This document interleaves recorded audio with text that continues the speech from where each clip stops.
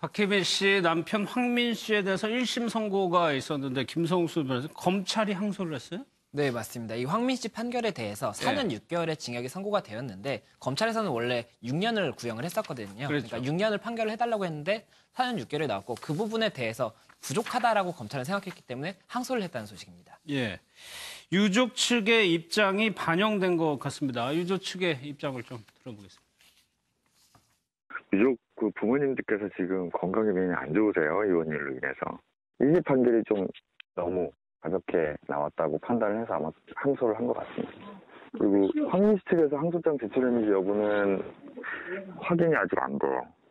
친척분이 전화 한번 오신 게 다예요. 제가 그렇게 알고 있어요. 그분이 구속되셨으니까, 황민 씨가 구속되셨으니까 직접 하지 못하고 친척분이 저한테 전화 온 게 제가 받은 건 한 번이고요. 그러면 신 변호사님 어떻게 되는 거예요? 유족 측에서 강력하게 요구를 하면은 검찰에서 이렇게 항소를 하는 겁니까? 아니 뭐 항소할 의무가 있는 건 아닌데요. 예. 유족 측의 뜻을 아무래도 반영을 할 수밖에 없고요. 그것도 그거지만 사실은 합의 노력 진정 피해자에게 그 가해자가 사과하고 합의 노력을 그 진정으로 했느냐. 예. 이 여부가 사실은 굉장히 더 중요한 건데요. 지금 피해자 측 그 변호인이나 피해자 측에서 얘기를 들어보면 뭐 전화 한 통 온 거 말고는 진지하게 합의의 노력을 했다거나 하는 게 전혀 없다. 그러니까 그 뭐 이거를 그 사정을 고려할 여지가 사실은 없는 거죠. 재판부 입장에서도. 예. 그래서 검찰 입장에서도 유족들 입장에서 진지한 노력을 가해자가 하지 않는다라고 한다면 충분히 항소 사유로 고려해 볼 만한 것이다. 이렇게 보입니다. 예. 그리고 일단 사회적 분위기도 많이 영향을 미쳤다고 볼 수 있는 것이 윤창호법이 시행된 게 불과 며칠 전이고 윤창호 씨 사망 사건을 계기로 해가지고 청와대 청원이 그렇게 많이 있었고 박상기 법무장관이 직접 그 청원에 대한 답으로서 처벌을 강화하겠다. 예. 구형도 강화하겠다. 이런 것들을 여러 가지를 약속을 했었거든요. 그렇기 때문에 검찰이 자기 구형량에 못 미치는 판결이 나왔을 때 전체적인 이런 어떤 음주운전에 대한 경각심, 사회 분위기 이런 것들을 고려했을 때 방금 말했듯이 유족과의 어떤 뭐 합의 여부라든지 이런 것도 일정 정도 작용을 했겠지만 예. 그런 사회 분위기도 작용을 하지 않았나 싶습니다. 그러면 어떻게 되는 거예요, 김성수 변호사님? 이 윤창호법이 통과됐기 때문에 항소심부터는 그 법의 적용을 받는 건가요? 아닙니다. 그 특가법이 이제 개정이 됐지만 그 예. 개정은 시행이 어제부터 됐거든요.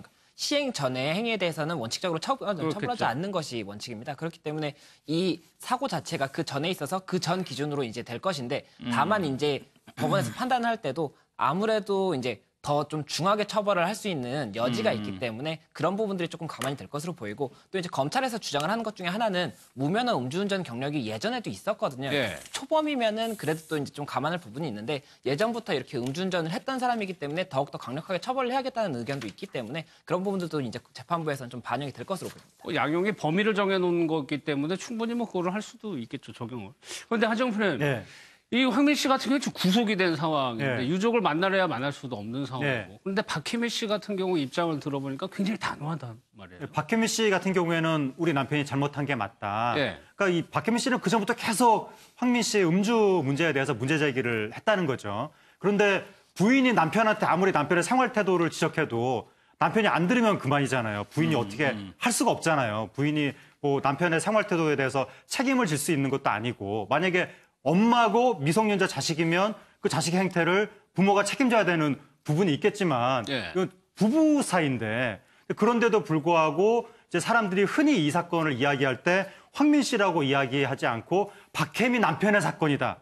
이런 식으로 이야기를 하니까. 박혜민 씨가 더 유명하니까. 네, 그러니까 예. 박혜민 씨는 본인 이름이 자꾸 나오니까 본인은 그날 그 자리에 있지도 않았는데 너무 괴롭다. 어쨌든 우리 남편이 잘못한 건 분명히 맞으니까 그 법정에서 어떤 판결이 나오든지 달갑게 받아야 되고 또 유족이 그 판결이 너무 가볍다고 하면 더 무거운 처벌을 내려달라고 하면 그것도 역시 달갑게 받아야 된다. 그리고 이 남편에 대해서 내가 특별히 뭐 구명으로 운동을 한다거나 그럴 생각은 전혀 없고 그리고 지금 개인적으로 내가 너무 힘들다. 사람들이 자꾸 내 이름을 이 사건과 관련해서 이야기를 해서 마치 연관 키워드처럼 돼가지고 예. 그래서 지금 그 정신적인 어떤 고통을 하소연했습니다. 예. 근데 이런 부분이 있습니다. 피해자들 입장, 유족들 입장에서 보자면은요.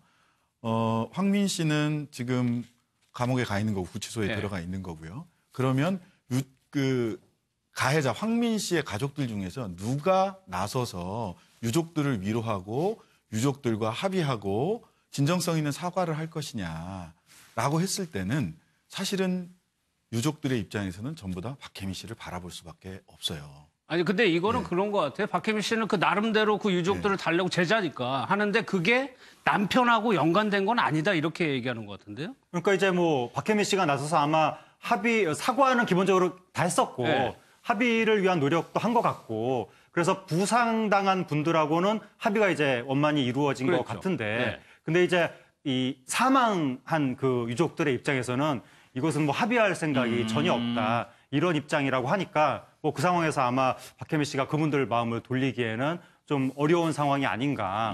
근데 이번에 조금 이해가 안 되는 것은 황민 씨 변호인의 태도가 네. 그 지난번에 그 이 사망하신 분의 유족들하고도 합의가 잘 진행이 되고 있다. 마치 합의가 이루어질 수 있는 것처럼. 그런 뉘앙스를 예, 좀 그리고 풍겼죠. 재판부가 시간만 조금만 더 주면 합의할 수 있다. 이런 식으로 이야기를 했다고 당시에 보도가 됐었는데 이번에 지금 나온 이야기는 그 유가족들은 합의할 의사가 없다. 엄벌에 처해달라. 이런 입장이라고 하니까 그러면 그 황민 씨 변호인이 그때 언론에다 대고 그럼 유족들의 의사를 잘못 전달을 한 것인지 이렇게 되면 이거는 좀 반성하는 정도가 좀 반성을 덜 하는 것이 더 나빠질 아니냐 수 이렇게 좀 비난을 받을 소지가 있기 때문에 예. 황민 씨 변호인이 유족의 입장을 좀 더 잘 헤아려 줄 필요가 있어 보입니다. 알겠습니다. 어쨌든 재판부로서는 1월 31일 날 선고를 하는 걸로 선고 기일을 잡았어요. 예.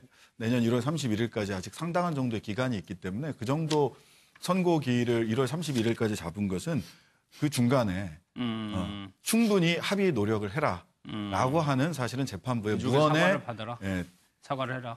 사과하고 합의를 해봐라라고 하는 재판부의 무언의 메시지죠. 알겠습니다. 네.